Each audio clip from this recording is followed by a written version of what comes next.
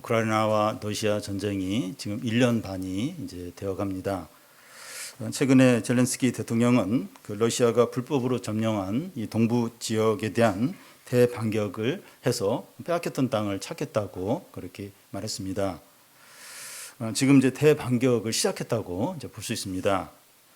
그런데 우크라이나가 대반격을 한다고 이 빼앗긴 동부 지역을 다시 되찾을 것으로 보는 전문가들은 적습니다.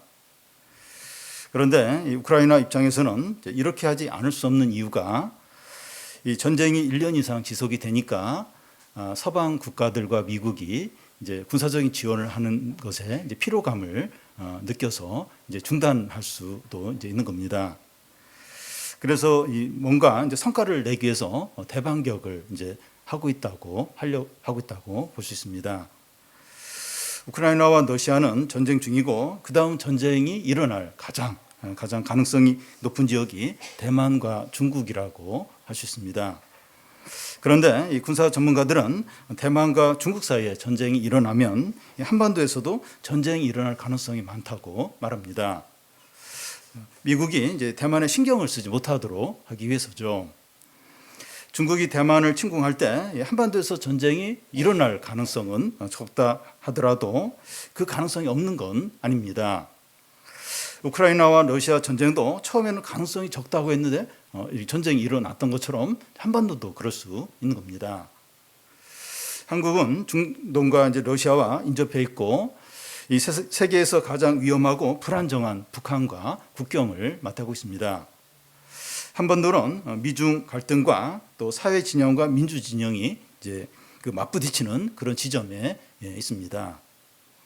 그래서 도발이나 전쟁이 언제든지 일어날 수 있는 가능성이 있는 위험한 곳이죠. 이스라엘이 이제 지형학적으로 한국과 이제 비슷한 부분이 있습니다. 이스라엘은 유럽과 아시아와 아프리카의 세 대륙이 만나는 그 지점에 있습니다. 그래서 이제 강대국이 다른 나라를 정복하러 갈 때 이스라엘을 꼭 거쳐서 이제 가게 됩니다. 우선적으로 이제 이스라엘을 점령을 이제 해야 되는 겁니다. 그래서 이스라엘은 이 강대국의 공격을 자주 받았고 강대국의 지배를 많이 받았습니다. 그러므로 이스라엘은 이 강대국들과의 관계가 신앙의 이제 시험거리였습니다. 항상 그랬습니다. 아하스 왕은 하나님보다 강대국 아수르를 더 의지했고 이 히스기야 왕은 아수르보다 하나님을 더 의지했죠. 이스라엘의 모든 왕들은 히스기야 왕처럼 그렇게 해야 되는데 국제 관계에서 현실적으로 이게 쉽지가 않습니다. 오늘 우리나라도 이제 미국, 중국, 러시아의 강대국들과 또 북한과 그 일본 같은 나라들 사이에 있는데 이 강대국들과 다른 나라를 어떻게 바라봐야 하느냐 하는 겁니다. 이 전문가들의 도움을 받는 것도 필요하지만 하나님의 시각으로 보는 게 필요합니다. 이 전문적인 지식보다도 성경적인 시각이 더 중요합니다. 왜냐하면 이 세계 역사의 흐름과 전쟁과 사건들이 하나님의 다스림 가운데 이루어지고 또 통제되기 때문입니다. 우리에게 이런 시각이 없으면 강대국들의 행동이나 또 전쟁 소문이나 정치적인 어떤 격변이 있을 때마다 너무나 두려워하거나 낙심하게 됩니다. 이 시간에는 13장을 살펴보겠는데 1장에서 12장까지는 이스라엘의 죄에 대한 심판을 다루었다면 이 13장부터 23장까지는 이스라엘 주변에 있는 나라들에 대한 심판을 다룹니다. 바벨론, 아수르, 블레셋, 모압, 아라비아, 두로, 애굽 등 10나라에 대한 하나님의 심판을 다룹니다. 하나님께서 이스라엘 주변 나라들을 심판하신 이유가 무엇입니까? 이 몇 가지로 생각해 볼 수 있는데 첫 번째는 그들의 교만 때문입니다. 14장 14절에 보면 이 바벨론 왕이 얼마나 교만한가 하는 게 나와 있는데 가장 높은 구름에 올라가 지극히 높은 이와 같아지리라. 지극히 높은 이는 하나님을 가리키는데 바벨론 왕이 얼마나 교만해졌는가 그 하나님과 내가 같아지리라 이런 말을 하는 겁니다. 바벨론 뿐만 아니라 아수르 왕, 애굽 왕, 모압 왕, 강대국 또 힘 있는 그런 나라들의 왕들이 다 그래요. 다 이렇게 이제 교만했습니다. 교만하기 때문에 하나님의 심판을 받는 거죠. 두 번째는 그 이스라엘의 구원을 위해서라는 겁니다. 이스라엘이 강대국의 지배를 받을 때 이스라엘을 구원하기 위해서 강대국을 심판을 이제 합니다. 그 애굽에서 이스라엘을 건져낼 때 이제 애굽을 이제 심판을 했고, 바벨론에 유다 백성들이 포로로 끌려갔을 때 바벨론을 심판하면서 이제 유다 백성이 귀환하도록 이제 했습니다. 이 세 번째는 그 이스라엘의 남은 자의 믿음을 위해서라는 거예요. 무슨 말인가 하면 이스라엘이 강대국의 지배를 받고 있을 때 이 하나님께서 구원하실 것을 말씀하시는데 실제로 구원하실 수 있을까? 그런 의문이 든다는 겁니다.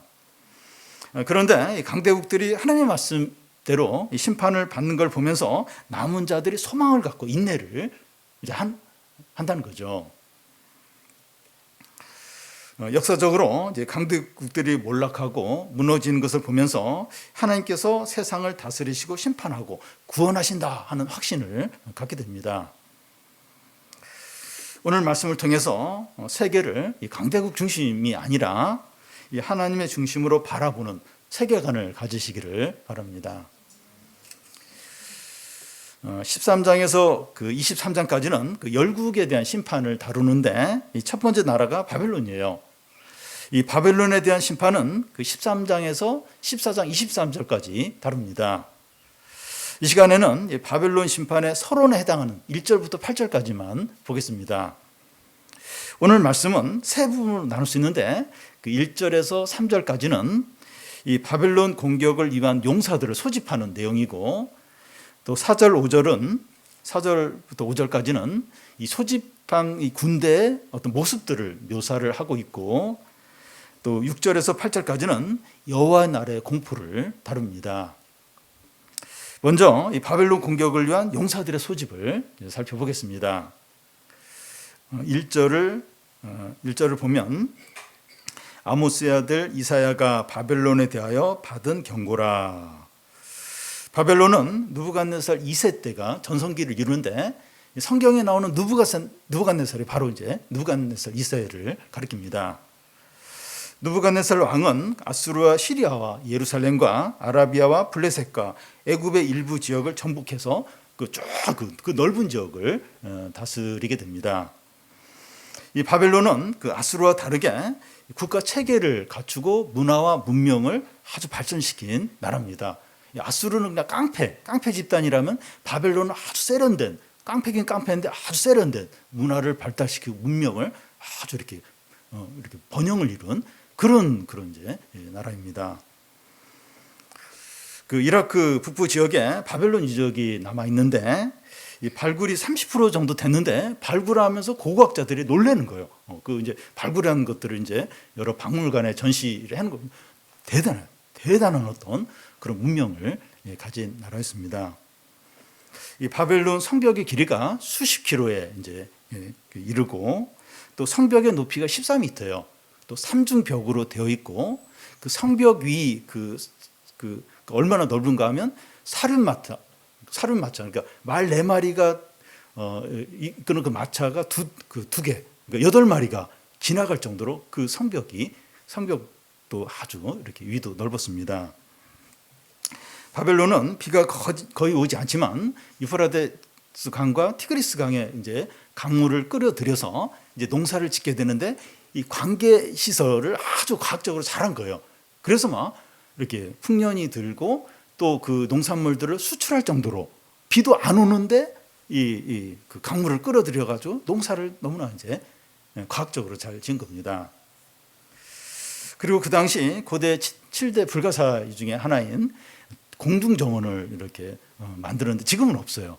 근데 그러니까 역사 기록에만 있는데 이 과학과 수학이 뛰어나지 않으면 그게 불가능해요. 그러니까 4층, 5층 높이에 그런 어떤 정원을 만들고 물을 끌어올려서 거기에 나무와 꽃들을 막 이게 굉장한 어떤 과학과 수학의 어떤 그게 발달해야 그게 이제 가능한 거죠.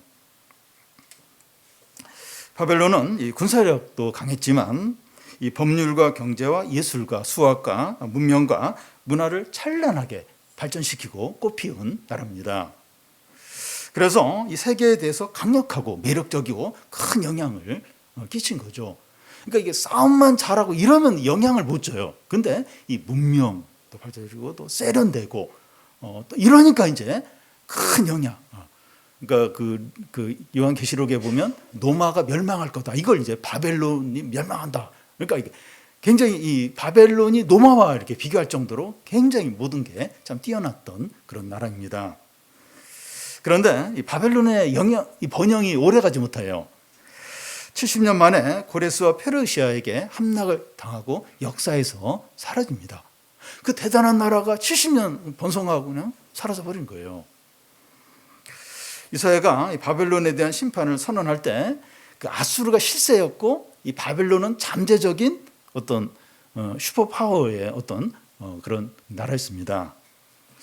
바벨론이 세계 역사의 이제 강자로 등장할 때는 그 이사야가 죽고 100년이 지난 후였습니다. 이사야가 100년 후에 등장할 이 바벨론에 대해서 예언하는 이유는 이 그 북이스라엘은 아수르에게 망하고 유다가 이제 바벨론에게 포로로 끌려가서 이렇게 망하기 때문에 이제 이사야는 또 그 유다에서 사역하는 그 선지자이니까 이 바벨론에 대해서 이제 예언을 이제 하는 것이죠. 이 바벨론이 이제 70년 만에 망한다고 했는데, 그러니까 유다 백성이 바벨론에 끌려가서 70년 만에 귀환하는 거하고 이제 일치합니다.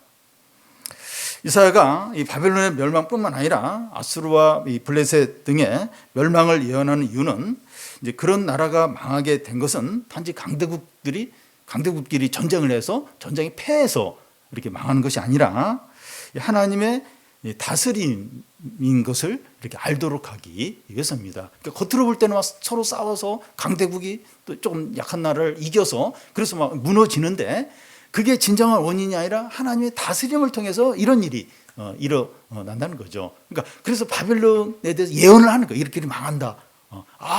그 하나님 말씀대로 이렇게 망했구나. 그걸 이제 알도록 하기 위해서죠. 오늘 우리도 뭐 러시아나 우크라이나 전쟁이나 또 중국과 대만 관계나 또 한국과 강대국들이나 또 북한과의 관계를 단지 외교적으로만 드러나는 것으로만 보면 안 되고 하나님의 시각으로 보는 게 필요합니다. 그럴 때 지나치게 두려워하거나 낙심하지 않고 반대로 지나치게 낙천적으로 이렇게 바라보는 것이 아니라 깨어서 기도하게 되죠. 그러니까 무슨 뭐 이게 북한과의 관계, 뭐 미사일 쏘고 이런 걸 그냥 정치적으로 이용하는 것도 피해야 돼요. 그리고 또 너무 이제 낙천적으로 이상적으로 그러면 뭐 전쟁 안 일어나 이러면서 그냥 이렇게 넘기는 것도 문제입니다. 우리는 실제적으로 그리고 하나님의 시각으로 바라봐야 되는 거죠. 그런 거 보면서 깨어서 기도하는 거죠. 이제 여호와 하나님이 바벨론을 심판하기 위해서 용사를 이제 소집하는 것을 살펴보겠습니다. 2절, 3절을 한 절씩 교독 읽겠습니다. 너희는 민둥산 위에 기치를 세우고 소리를 높여 그들을 부르며 손을 흔들어 그들을 존귀한 자의 문에 들어가게 하라.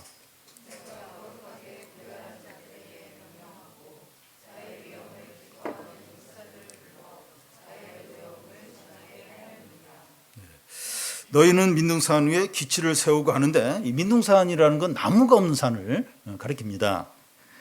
이 기치는 이제 깃발을 이제 가리키는데요. 이 나무가 없는 산 위에 깃발을 세우면 멀리서도 잘 보이죠. 그 깃발은 바벨론을 공격하기 위해서 군대를 모으기 위한 깃발입니다. 바벨론은 공공의 적이 되었기 때문에 이 공개적으로 군대를 모아서 바벨론을 이제 공격을 하게 되는 겁니다. 러시아가 우크라이나를 침공한 이후에 유럽 연합이나 세계 많은 나라들이 러시아에 대해서 이제 공공의 적으로 여기는 것을 이제 볼 수가 있습니다. 이 군대를 모으면서 그 2절에 그들이 부르며 손을 흔든다 이렇게 하는데 이 말과 행동으로 적극적으로 군대를 모으는 것을 가리킵니다. 말로 막 손짓을 하면서 막 적극적으로 이 군대를 이제 모집을 하는 거죠. 또 3절에도 명령하여 부른다고 하는데 아주 이렇게 열심으로 이런 일을 하는 걸 이제 보여줍니다.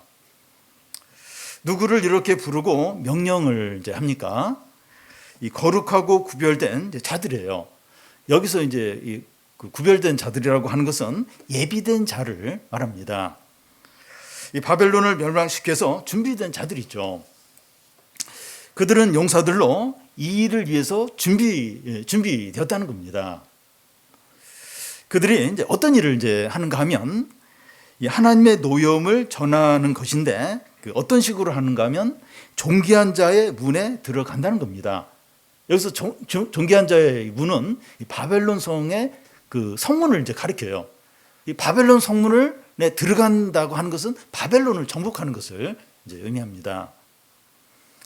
이 바벨론이 준비된 강한 용사들에 대해서 이제 함락이 되는데 누가 이 일을 총 지휘를 이제 합니까? 2절에 보면 내가 나의 나이 하면서 여호와 하나님이 이제 기획하고 추진하고 적극적으로 이루시는 것을 볼 수 있습니다. 많은 나라들이 모여서 바벨론을 함락시키는데 하나님이 모든 것을 기획하고 추진하고 이렇게 이루고 계신다는 거예요.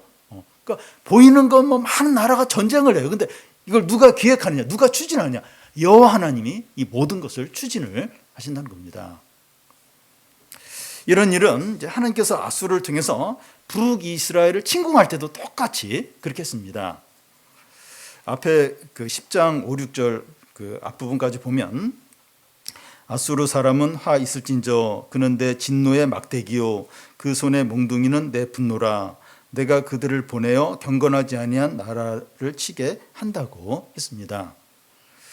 아수르가 북이스라엘을 공격한 것을 외교적으로 보면 이 강대국이 작은 나라를 침공해서 약탈하는 것으로만 볼 수 있는데 그 영적으로 보면 하나님이 이 일을 계획하고 주관을 하셨다는 거예요. 그러니까 아수르가 북이스라엘을 공격해요. 침공을 해요. 위에 있는 북쪽에 있는 나라가 좀 더 약한 이 북이스라엘을 공격하는구나. 뭘 약탈하기 위해서 뭐 그러는구나. 그렇게 보이는데 하나님이 아수르를 몽둥이로 삼아서 북이스라엘을 치시는 거라는 거죠. 하나님이 그렇게 그 일을 기획하고 이렇게 추진을 하셨다는 겁니다.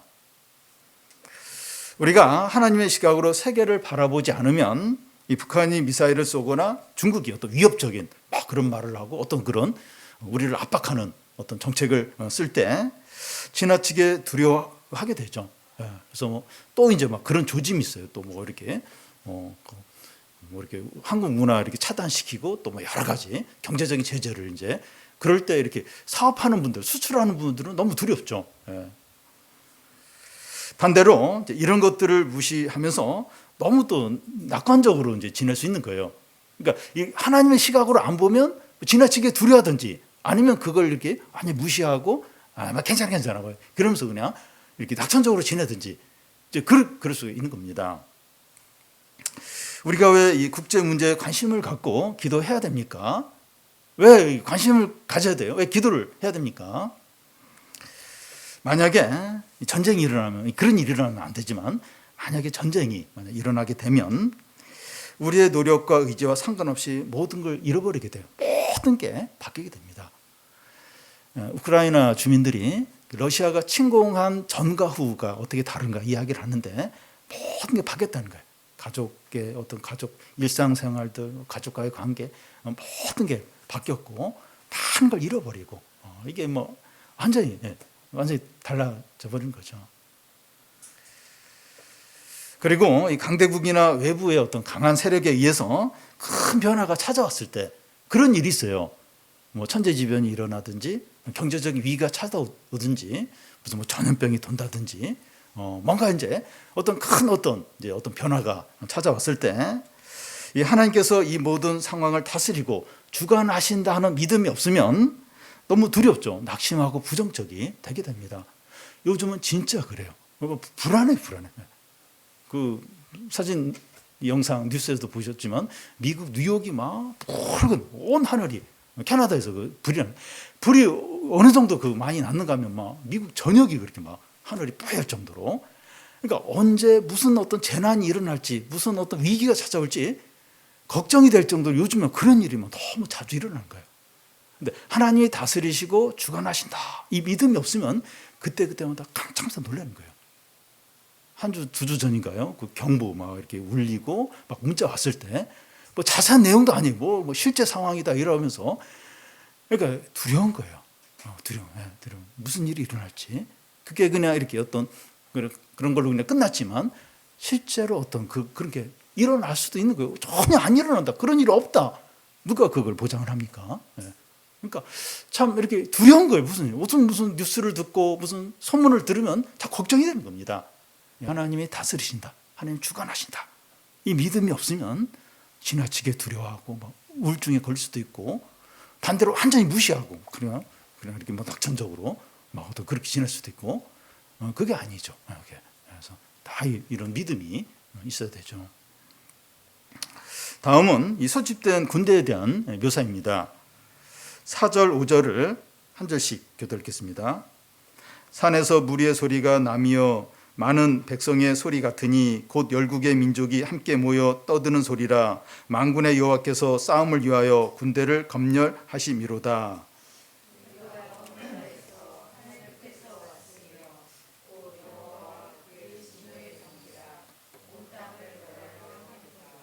네. 산에서 무리의 소리가 나고 많은 백성의 소리 같다는 겁니다. 바벨론을 공격하기 위해서 이제 사람들이 모였는데 너무나 많이 모여서 그 떠드는 소리가 너무 이제 크다는 거예요. 마치 열국 민족, 그 세상 모든 나라가 다 모인 것처럼 떠드는 소리가 너무나 크다는 겁니다. 바벨론이 아무리 강하다 해도 이렇게 막 많은 사람이 온 민족이 모여서 이렇게 공격을 하면 망할 수밖에 없는 거죠. 하나님은 세상의 모든 것들을 자기 군대로 삼아서 누군가를 공격하기도 하고 도와주기도 합니다. 애굽 바로가 하나님께 대항을 하자 나일강 강물이나 개구리나 이나 이 전염을 일으키는 바이러스나 하늘에서 내리는 우박이나 또 하늘에 있는 해, 이 모든 걸 통해서 이제 이 애굽 왕 바로와 이 애굽 백성을 이제 치시는 거죠. 그래서 하나님과의 관계가 중요해요. 하나님 모든 걸 주관하시고 모든 걸 통해서 공격을 하실 수도 있고 도와주실 수도 있으니까 하나님 관계가 너무나도 중요하죠. 회사에서 사장님과의 관계가 중요한 것 같아요. 사장이 모든 걸 하니까 나 인사 문제까지 다루니까. 그러니까 온 세상의 주관자가 하나님이니까 하나님 관계가 제일 중요하죠. 하나님께서 모든 것을 통해서 도와주셔야지 공격을 하면 이제 그 사람은 이제 살 수 없는 겁니다. 우리가 교만하면 하나님 관계가 원수가 돼요. 원수가 되면서 주위에 있는 모든 것들이 우리를 공격하게 됩니다. 교만한 게 제일 위험한 거죠. 어디를 가든지 무슨 일을 하든지 누구를 만나든지 하나님의 진노가 우리 위에 이제 머무는 거예요. 진짜 되는 일이 없게 됩니다. 물론 이제 일시적으로 잘 될 수 있지만 결국은 이제 무너지고 망하게 되는 거예요. 왜냐하면 하나님 이제 진노가 그 사람과 함께 하니까 잘 될 수가 없는 거죠. 그런데 바벨론을 공격한 군대가 어디서 이제 왔는가 하면 무리가 먼 나라에서 하늘 끝에서 왔다는 겁니다. 무슨 말인가 하면 이 주변 나라들이 바벨론을 공격을 하면 금방 알죠. 아니 지금 반역을 하려고 하는구나 하면서 금방 대비를 하게 됩니다. 그런데 주변이나 주위 상황을 보면 안정적인 거예요. 평화로운 겁니다. 특히 바벨론 성은 성벽이 14m예요. 또 3중으로 돼 있어요. 그리고 성벽 주위에 해자라고 해가지고 이 물이 흐르도록 돼 있는 거예요. 그래서 그 바벨론 성을 공격하려면 배를 타고 이제 이렇게 그 성벽을 기어 올라와야 되는데 거의 이제 불가능하죠. 바벨론은 자기들은 그 안전하고 영원히 번영할 것이다 그렇게 확신을 했습니다. 그런데 이 침략자들이 먼 나라 곧 하늘 끝에서 왔다고 하는 것은 전혀 예상치 못한 적군이 급습을 하는 것을 가리킵니다. 그래서 바벨론의 이 군사력과 이 군과 조직과 문명이 최고로 번성하고 완벽했지만 70년 만에 그냥 무너지고 망하게 된 겁니다. 기업도 너무 잘 나가서 경쟁자가 없거나 프로팀이 너무 잘해서 덕수가 없거나 건강이 너무 좋아서 감기도 안 걸리는 사람이 위험해요. 그러니까 골골골 하는 사람이 조심해요. 약 자주 먹고 병원에 이런 사람이 오히려 이제 장수하지 한 번도 감기 안 걸리고 막 강철 같은 체력을 가지고 이런 사람이 한번 누웠다 한번 이렇게 쓰러졌다 이러면 못 일어날 가능성이 많아요. 기업도 너무 잘 나가고 또 프로팀도 너무 잘 나가고 그러면 한번 이제 무너지기 시작하면 걷잡을 수 없습니다. 왜냐하면 잘했기 때문에, 우리는 최고이기 때문에 준비를 안 하는 거예요. 대비를 안 하고. 그러니까 이제 위기가 오면 무너지고 못 일어나는 거죠. 우리도 이제 잘 되고 어려움이 없고 또 사람들로부터 칭찬을 받을 때 눈에 보이는 좋은 상황들만 바라보다가 작은 어려움과 유혹에 한순간에 무너질 수 있습니다. 그래서 눈에 보이는 것보다 눈에 보이지 않는 하나님 관계가 우선해야 돼요. 그걸 제일 우선적으로 여기, 그러니까 눈에 보이는 게 그게 아니에요. 눈에 보이지 않는 하나님 게 진짜 중요합니다. 그런데 이렇게 하기가 얼마나 어려운지 몰라요. 얼마나 실제로 어렵습니다. 그렇지만 우리의 행복과 안정과 구원은 눈에 보이는 것들에 달려있지 않고 눈에 보이지 않는 하나님께 달려있다. 이걸 꼭 기억을 하시기 바랍니다. 바벨론이 어떻게 무너졌냐? 눈에 보이는 거. 막 성벽이 14m고 삼중이 돼 있고 막 해자로 다 이렇게 둘러싸여 있고 누가 바벨론 성을 무너뜨리랴? 70년 만에 완전히 무너지고 그냥 이렇게 역사에서 사라져. 그러니까 보이는 것이 아니라 보이지 않는 것에 우리의 안정과 행복과 구원이 전적으로 달려있다는 거예요. 하나님께 달려있는 거죠. 많은 사람들이 모여서 바벨론을 치게 되는데 여호와 하나님이 총사령관이세요. 4절 끝에 보면 만군의 여호와께서 싸움을 위하여 군대를 검열한다는 겁니다. 장군이 이제 전쟁을 하기 전에 군의들을 다 이렇게 그 정렬시켜 놓고 사열을 하게 됩니다. 그것과 같이 하나님이 이제 그 바벨론을 이제 그 무너뜨리기 위해서 이제 그 모든 백성을 모아놓고 하나님이 총사령관으로 이제 사열을 검열을 이제 하신다는 겁니다. 모여 있는 많은 사람들은 하나님의 진노의 병기로 이 바벨론의 온 땅을 이제 파멸 이제 시키는 거죠. 바벨론이 이제 고레스와 페르시아에서 이제 망하게 되는데 고레스와 이 페르시아 사람들이 그들이 이제 하나님의 진노의 병기로 바벨론을 무너뜨린다 이런 생각을 했을까요? 그러니까 이 페르시아 이 고레스 왕이 참 이렇게 하나님 성경에 보면 고레스가 내 어떤 도구다 뭐 이래 하면서 막 이제 그렇게 하시고 페르시아를 사용해서 바벨론을 무너뜨리는데 이 고레스와 이 페르시아 사람들이 우리가 하나님의 진노의 병기로 지금 바벨론을 무너뜨리는구나 이런 생각을 했을까요? 그런 생각을 안 했습니다. 하나님께서 아수르를 이제 블레셋을 이제 심판하는 몽둥이로 사용하셨지만 아수르가 전혀 그런 생각을 하지 않은 것 같아요. 자기가 잘나서 지금 우리가 이렇게 이런 다른 나라도 정복한다. 그러면서 교만해서 그 힘을 남용을 이제 하게 되죠. 세상 나라들은 자기의 야욕과 또 욕심으로 전쟁을 하는데 하나님은 그들을 통해서 다른 나라를 심판하시고 하나님의 뜻을 이루십니다. 하나님은 이런 식으로 하세요. 이런 식으로 이제 하십니다. 하나님은 세상 역사를 주관하시고 통제하시고 조정하시면서 하나님의 구원을 이루십니다. 이런 식으로. 그러니까 보면 막 어떤 국제적인 문제가 생기고 분쟁이 생기고 전쟁이 일어나고 막 이런 일이 일어나는데 하나님은 그런 걸 통해서 이제 이렇게 또 이렇게 심판할 거 심판하고 또 이렇게 하나님의 뜻을 이제 이루시는 거죠. 이것이 이제 넓은 의미의 구속사입니다. 이게 넓은 의미의 구속사. 그러니까 세상 역사와 모든 걸 주관하시면서 결국 하나님의 뜻을 이루고 하나님의 구원을 이루시고 이게 이제 구속사입니다.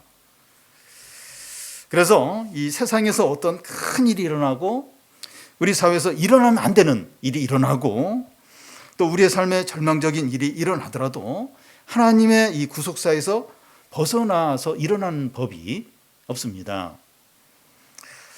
우리는 전쟁의 소문이나 지진이나 가뭄이나 홍수 같은 자연재해가 닥치더라도 너무 두려워하지 않아야 돼요. 요즘은 진짜 그래요. 그러니까 이게 우리 사회에서 일어나는 어떤 문제들 보면 깜짝 놀라요. 아니 이런 범죄, 이런 끔찍한 일이 일어날 수 있을까? 뭐 다른 어떤 세계의 어떤 그런 뉴스에서도 그런 거 보면, 그러니까 참 말도 안 되는 깜짝 놀라요. 그렇더라도 이 하나님의 구속사를 벗어나서 일어나는 법은 없다는 거예요. 하나님의 모든 통제, 하나님의 어떤 뜻 가운데서 허락한 범위 안에서 이런 모든 일이 일어난다는 거죠.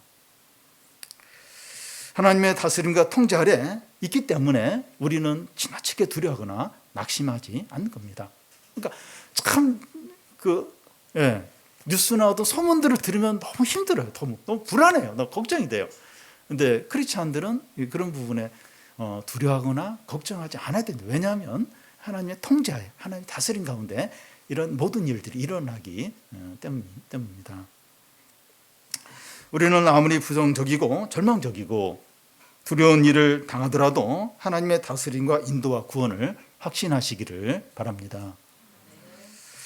마지막으로 여호와의 날의 공포입니다. 6절을 우리 같이 한번 읽겠습니다. 너희는 애곡할지어다 여호와의 날이 가까웠으니 전능자에게서 멸망이 임할 것이미로다. 여호와의 날이 가까이 왔다고 하는데 우리 전에 앞에 보면 그날 이런 말이 많이 나왔었습니다. 앞에서 이제 그날 할 때는 메시아가 오셔서 통치하시는 시대를 가리킵니다. 메시아가 오셨을 때 심판보다는 회복과 구원이 더 강조가 됐습니다. 그런데 여기 여호와의 날은 심판의 의미가 강합니다. 여호와의 날이 어떤 날인가 이제 바로 설명이 나오는데 이 전능자에게서 멸망이 임한다는 거예요. 전능자란 모든 것이 가능한 분을 이제 가리키는데요. 이 전능자로부터 멸망이 임하는 것이니까 아무도 피할 수 없어요. 그리고 그 멸망이 너무나도 철저한 겁니다. 세상에서 경제적으로 망하거나 중병에 걸리거나 사업이 부도가 나거나 직장에서 해고가 되었을 때 너무 힘들죠. 힘들지만 모든 걸 잃은 건 아닙니다. 직장을 잃은 거고 돈을 잃은 거고 건강을 잃은 거고 이런 거죠. 그러니까 모든 걸 잃은 것은 아닙니다. 그런데 전능자로부터 멸망이 임한다는 것은 완전히 철저히 모든 걸 잃어버리고 버림당하고 비참하게 되는 거죠. 여호와의 날이 이런 날인 거예요. 여호와의 날이 이런 날인 겁니다. 전능한 하나님이 방문하셔서 다 빼앗아가는 날입니다. 그러니까 세상에서도 그런 경우가 있어요. 그러니까 막 총체적으로 망하는 어떤 그런 경우가 있는데 이게 이제 여호와의 날과 같은 거예요. 모든 부분에서 철저하게 이렇게 빼앗아가고 이렇게 망하게 하는 이게 이제 여호와의 날인 겁니다.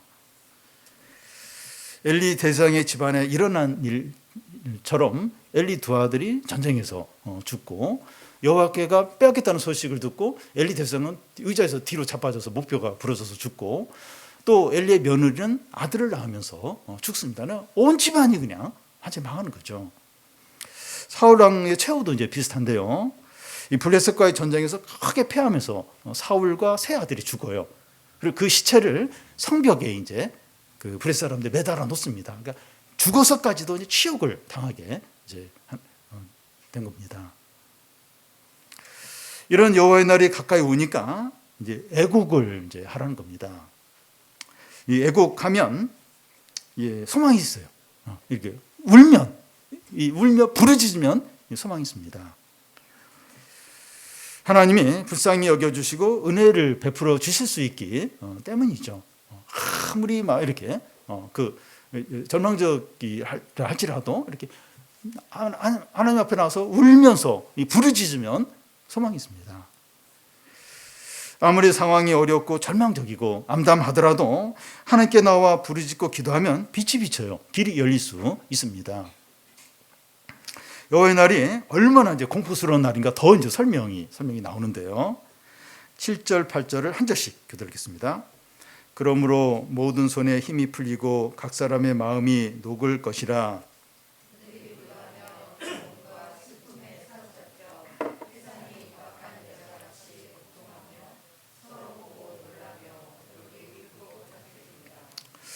모든 손에 힘이 풀리고 각 사람의 마음이 녹을 것이라고 하는데 너무나 큰 충격을 받아서 절망스러우면 이 마음이 무너져 내리면서 손이 풀려요.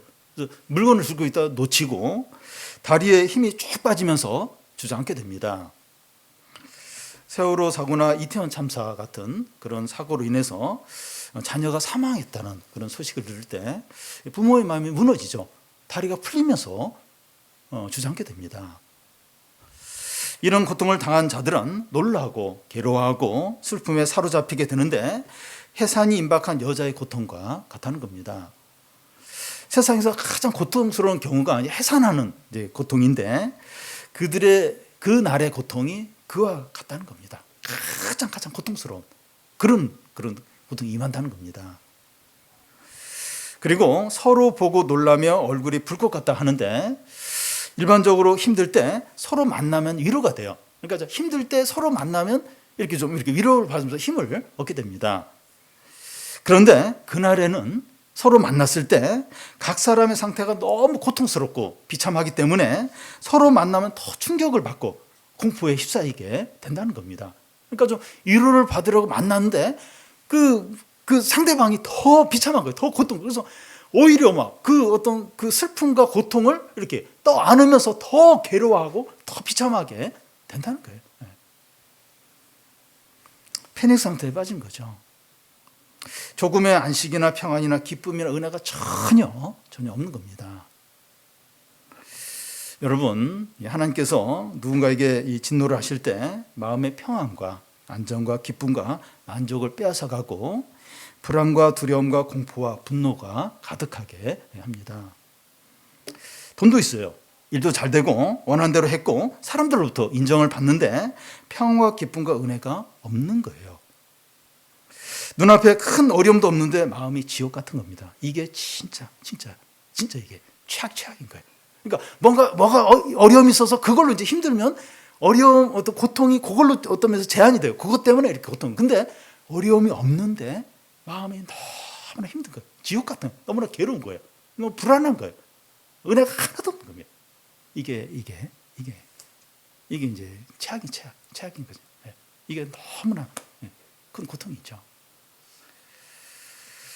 외적인 것들이 그대로 있다고 해서 안심하면 안 됩니다. 뭐 돈도 있고 또 뭐 큰 어려움도 없고 이걸로 안심하면 안 됩니다. 우리 안에 평안이 사라지고 있다면 여호와의 날이 가까이 온 것이 있어요. 다른 뭐 어려운 것도 없는데 이렇게 마음에 어떤 평안이 점점 없다. 여호와의 날이 좀 가까이 오고 있는 거 있습니다. 평안을 빼앗긴 후에 이제 외적인 어려움이 이제 본격적으로 닥치게 돼요. 평안을 먼저 빼앗아가고 그 다음에 이제 이 어려움이 본격적으로 임하게 되는데 순서가 이제 보통 그렇게 이제 오게 됩니다. 그래서 무엇보다도 마음에 평안이 없고 은혜가 없을 때 성도인데 은혜가 없다. 이 분노만 있다. 두려움만 있다. 이럴 때 주님 앞에 나와 이제 애곡을 해야 됩니다. 기도를 해야 돼요. 부르짖어야 돼요. 돈 있는데 뭐 우리 집 아픈 사람 없는데 뭐 사업 잘 되는데 뭐 괜찮은데 그게 아니에요. 그게 아니고 이렇게 평안이 없어요. 은혜가 없어요. 은혜. 분노와 두려움과 어떤 막 미움과 막 악한 생각과 막 이제 그런 것만 가득하다면 왜 그런가? 하나님께 나와 부르짖어야죠. 기도해야 되죠. 회개하고 은혜를 구해야 됩니다. 큰 어려움이 닥치고 나서 주님께 나가면 늦을 수 있어요. 이미 뭐 어려움이 닥쳤는데 물론 이제 그때라도 이제 기도하면 또 하나님 은혜를 주시면 늦잖아요. 이게 이미 엎어졌는데 이미 막 많은 걸 잃어버렸는데 그럼 늦잖아요. 그런 어려움이 오기 전에 마음 안에 어떤 그런 어떤 게 있을 때 그때 이제 나가야 되죠. 그때 이제 은혜를 구해야 되죠. 그러면 소망이 있어요. 은혜가 회복이 됩니다. 그러니까 그렇게 하잖아요. 여호와의 날이 가까이 왔으니 애곡하라고. 그러면 이제 산다는 거예요. 그러면 회복이 되고 은혜가 있고 그런 여호와의 날이 임하지 않을 수 있다는 겁니다. 9절부터 쭉 이제 여호와의 날이 임할 구체적인 외적인 어떤 어려움들을 이제 다음 주에 다루게 되는데, 애곡하면, 부르짖으면, 회개하면, 하나님께 은혜를 구하면 그런 어떤 걸 피할 수 있다는 거죠. 우리는 세계에서 일어나는 전쟁이나 우리 사회에서 발생하는 사고들과 우리 삶에 또 일어나는 어려움들을 하나님의 시각으로 바라보시기 바랍니다. 전쟁의 소문과 재난들과 범죄들과 온갖 부정적인 소식을 들을 때 하나님의 다스림을 바라보고 너무나 두려워하는 것이 아니라 깨어서 기도하시기 바랍니다. 우리 안에 평안과 은혜가 없을 때 주님께 나아가 부르짖고 우리에게 감당이 안 되는 고통과 슬픔과 어려움이 있을 때 그걸 가지고 하나님께 나아가서 기도하는 거예요. 기도. 그리고 하나님께 간구하는 겁니다. 그래서 응답과 회복과 은혜를 누리는 성도들이 되시기를 바랍니다.